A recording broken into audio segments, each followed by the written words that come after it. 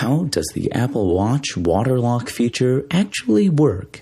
More on that in moments, but first, when it comes to smart glasses, Meta's best move was making the frames look and feel more like a pair of Ray-Ban, and later Oakley glasses, than a tech-forward accessory made by the company itself. Now, after 5 years in the smart glasses game, Meta is putting its own brand front and center. The company's latest lineup of frames ditch the designer branding and officially take the name that's already become shorthand for the product, Meta Glasses. The change means that Meta can sell its own lineup for a bit less. The new frames start at $299, with relatively few sacrifices.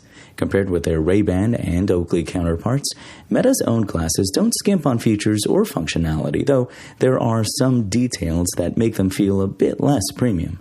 Head over to Engadget.com and check out the full Meta Glasses review from Carissa Bell. And there's a new Kodak-branded camera from camera maker Rito, and it's a super cute point-and-shoot film camera that won't break the bank.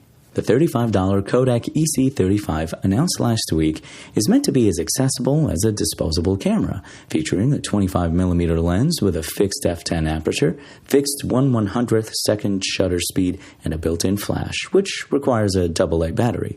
It also has a slide cover that protects the lens and serves as a shutter lock, so you can throw it in a bag or stick it in your pocket without worrying about accidental snaps. For beginners to film cameras, the new Kodak EC35 offers an even lower barrier to entry than Rito's $100 Kodak Snappic A1 camera and the $50 Ektar H35 half-frame camera from a few years ago. The EC35 comes in 7 colors: midnight black, vanilla white, butter yellow, lavender, powder blue, blush pink, and avocado. You can get the Kodak EC35 on its own or buy it in a bundle with a roll of Kodak Ultra Max 400 film for $10 more. Remember, you can find the latest gadget news, reviews, price drops, and more right now at Engadget.com. There are many smartwatches that are water resistant, but rarely is anything fully waterproof. That said, you can safely swim in freshwater sources with one that meets an IPX8, IP68, or higher rating. But there's still risk of damage if the watch isn't dried out after submersion, which is why features like the Apple Watch's water lock are really handy. With water lock activated, the Apple Watch not only disables the screen so pressure from water doesn't inadvertently trigger an unintended action, but it also ejects water from inside the device to help it dry faster. It's a useful and underrated feature of Apple Watch that every smartwatch should have, especially those that are rated to be safe to wear while swimming. I use this feature often with my Apple Watch Series 11, and I love that it's automatically triggered anytime I hop in a pool or wade in the ocean. It works while scuba diving as well if you have the Apple Watch Ultra, Apple Watch Ultra 2, or Apple Watch Ultra 3, all three of which are safe for deep diving. Standard Apple Watches are not.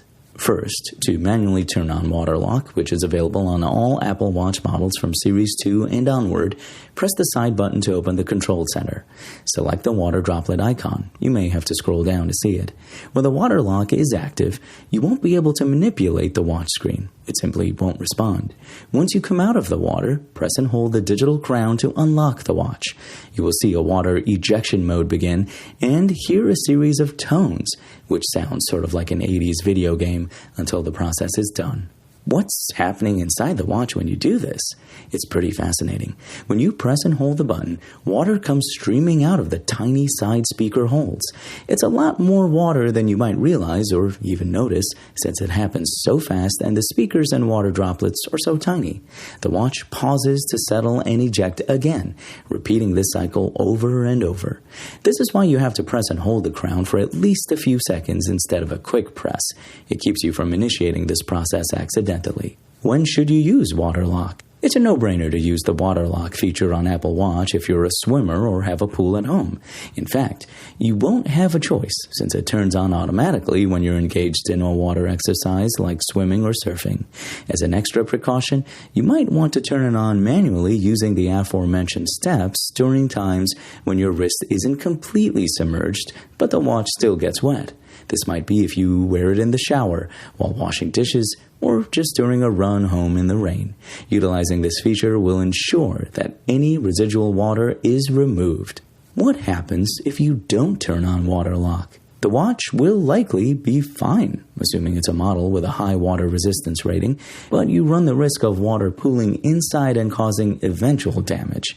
While the water resistance rating gives you the confidence to wear an Apple Watch while swimming or doing other water-based activities, you should be aware that water resistance weakens over time with any device.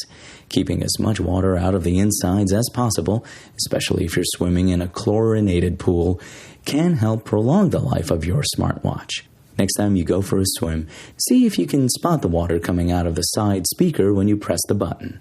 And consider the intricate process that's happening to keep the watch free of moisture inside.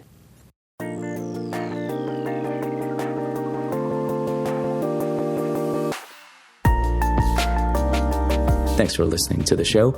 Make sure to rate, review, and subscribe on Apple Podcasts. Today's show featured journalism by Engadget contributor Christine Prasad and was produced by Spoken Layer. I'm Imran Sheikh, and as always, we'll talk more tomorrow.